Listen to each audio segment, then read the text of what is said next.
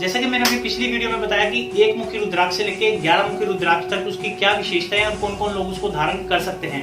आज मैं आपको इस वीडियो में दोस्तों बताऊंगा कि 12 मुखी रुद्राक्ष से लेकर 14 मुखी रुद्राक्ष तक उसकी क्या विशेषता है और कौन लोग उनको धारण कर सकते हैं। इसके साथ में कुछ और बहुत अच्छी बातें बताने वाला हूँ, तो स्टे ट्यून विद मी।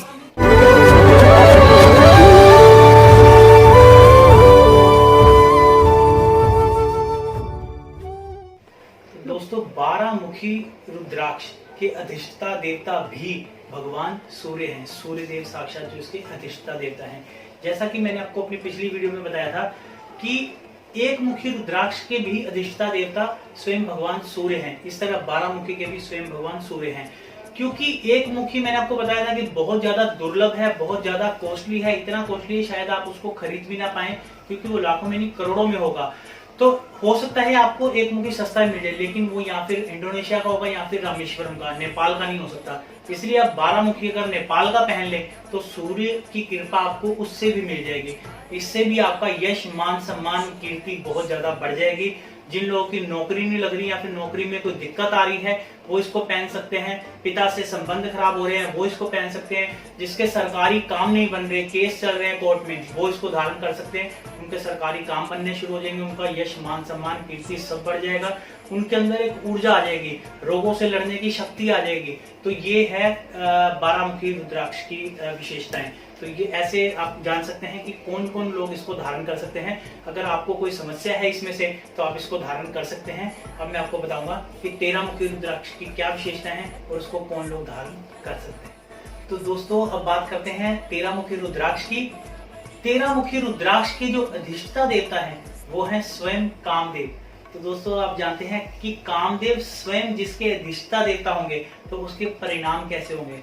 जी हाँ, जिसके कामदेव उसके अधिष्ठता देवता होने के कारण जिन लोगों को अट्रैक्शन नहीं होता किसी से, जैसे कई लोग कितनी भी, जैसे कोई मेल है वो शादी के लिए मना करता है कि उसको कोई अच्छा लड़की अच्छी नहीं लगती या फिर लड़की को लड़का अच्छा नहीं लगता, अगर आप उसको पहना देंगे वो वाला रुद्राक्ष, 13 मुखी रुद्राक्ष, तो उसका ऑपोजिट सेक्स के लिए अट्रैक्शन एक बढ़ जाएगा।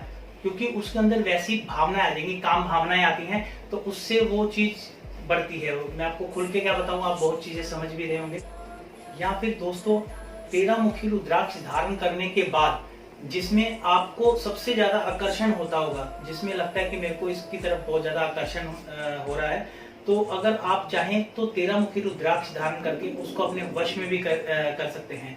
अगर मैं ये कहूं कि 13 मुखी रुद्राक्ष, इसको हम वशीकरण रुद्राक्ष भी कह सकते हैं, तो इसमें आप अचंबा ना मानिए कि 13 मुखी रुद्राक्ष धारण करने के बाद आप किसी को अपने वश में भी कर सकते हैं। दोस्तों मैं कम बोलूंगा और आप ज्यादा समझना। 13 मुखी रुद्राक्ष उनके लिए भी बहुत ज्यादा फायदेमंद है जिनको ये लगता है कि वो पूर्ण मर्द नहीं है। क्योंकि ना सिर्फ आपके अंदर ये काम भावनाएं जागृत करता है, बल्कि आपको वो ऊर्जा शक्ति भी प्रदान करता है, जिससे आप वो सब कर पाएंगे। जैसा कि आप समझ रहे होंगे कि मैं क्या कहना चाहता हूँ, तो मुझे लग रहा है कि आप अच्छे से समझ गए हैं कि 13 मुखी रुद्राक्ष किसको धारण करना चाहिए और आपको पता है कि आपको धारण करना चाहिए कि नहीं, या फिर आपको कौन सा रुद्राक्ष धारण करना चाहिए। अब मैं आपको बताऊंगा 14 मुखी रुद्राक्ष की क्या विशेषताएं हैं और किसको ये धारण करना चाहिए। दोस्तों 14 मुखी रुद्राक्ष के अधिष्ठता देवता हैं स्वयं श्रीकंठ जी और हनुमान जी। तो श्रीकंठ और हनुमान जी इसके अधिष्ठता देवता हैं। इसलिए अगर आपको ये लगता है कि आपके ऊपर किसी ने ऊपरी साय का कुछ करवा रखा है, या फिर तंत्र मंत्र, जादू, टोटका, भूत, पिशाचनी, किसी भी तरह का अगर आपको ये लगता है कि किसी ने आपके ऊपर करवाया है, या फिर आप कोई ऐसी जगह चले गए हैं कि वो नेगेटिव ऊर्जा आपके पीछे वो लग गई है, या आपके घर में आपको लगता है कि ऐसा कोई चीज है, तो आप 14 मुखी रुद्राक्ष धारण कर सकते हैं। क्योंकि आपने जैसे हनुमान चालीसा की एक पंक्ति है कि भूत पिशाच निकट नहीं आवे, महावीर जब नाम सुनावे। तो जहां महावीर होंगे वहां ये शक्तियां, नेगेटिव ऊर्जाएं वहां नहीं रहती। तो आप ये निश्चिंत होकर धारण कर लीजिए। अगर आपको लगता है कि आपका कोई परिजन या कोई आपकी जान पहचान में कोई इस चीज से परेशान है, जिसे भूत पिशाच से लेके या कोई साय से लेके, कोई नेगेटिव ऊर्जा से लेके, तो आप उसको ये रेकमेंड कर सकते हैं कि 14 मुखी रुद्राक्ष पहन ले। मैं आपको इस चीज का दावा कर सकता हूँ कि वो चीज बड़ी जल्दी उससे उबर जाएगा, क्योंकि ये चीज इसीलिए बनी हुई है। 14 मुखी रुद्राक्ष उनके लिए ही बना हुआ है जिनको नेगेटिव ऊर्जाओं ने घेर रखा है। दोस्तों शास्त्रों में 14 मुखी रुद्राक्ष तक ही बताया गया है कि 14 मुखी होते हैं रुद्राक्षों के। लेकिन क्योंकि मैं अब खुद भी सेल परचेज करता हूँ इसके रुद्राक्षों की, तो मैं देखता हूँ कि रुद्राक्ष बहुत ज्यादा मुख के भी आने लगे हैं। रुद्राक्ष 22, 23, 32 तक मुख आने लग गए हैं। तो ऐसा नहीं कि वो नकली हैं, या फिर उसका क्या प्रमाण है, कैसे बने एकदम से, कलयुग में क्या क्या हो रहा है, ये इसका मैं आपको अभी प्रमाण नहीं दे सकता, क्योंकि इसके बारे में कहीं कुछ लिखा भी नहीं है। तो मैं आपको यही कहूंगा। और कुछ लोगों को ऐसा लगता है कि रुद्राक्ष नकली होते हैं। मैं आपको ये बता दूं कि रुद्राक्ष नकली नहीं होते। रुद्राक्ष नकली नहीं होते। होता क्या है कि उसके मुख के ऊपर कुछ लोग कलाकारी कर देते हैं।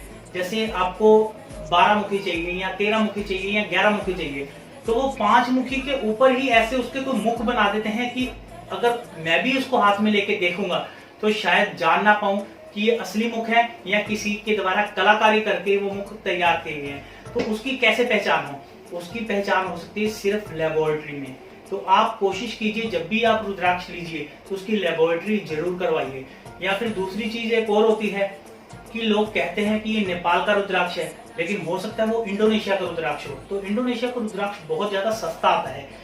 इसको आप यूं कह सकते हैं कि जैसे छाछ और मक्खन, कि जैसे छाछ बहुत सस्ती आती है 1 किलो, और मक्खन या घी बहुत महंगा आता है। तो इस तरह से आप इसको कह सकते हैं कि इंडोनेशिया का कई लोग नेपाल का कह के भेज देते हैं। इसलिए मैं आपको कहता हूं कि आप जब भी लीजिए लेबोरेटरी वाला ही लीजिए।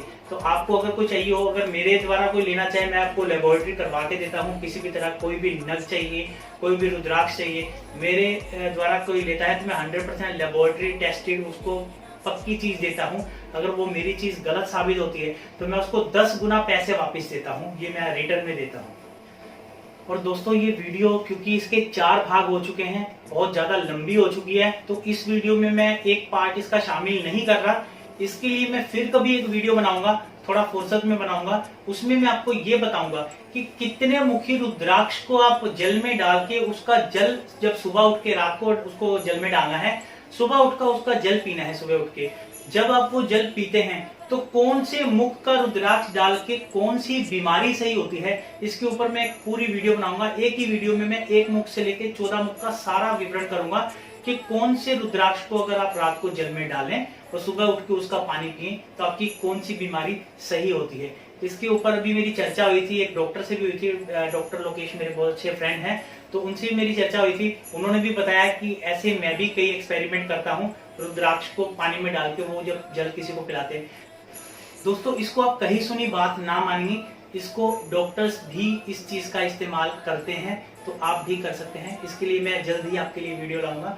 तो आपके प्यार और सपोर्ट बनाए रखने के लिए बहुत बहुत धन्यवाद। और जिन लोगों ने अभी तक मेरा चैनल सब्सक्राइब नहीं किया वो इसको सब्सक्राइब कर दें और बेल का आइकन भी प्रेस कर दें, ताकि मैं आगे भी आपके लिए ऐसी वीडियो लेके आता रहूं और आपको उसके अपडेट मिलते रहें।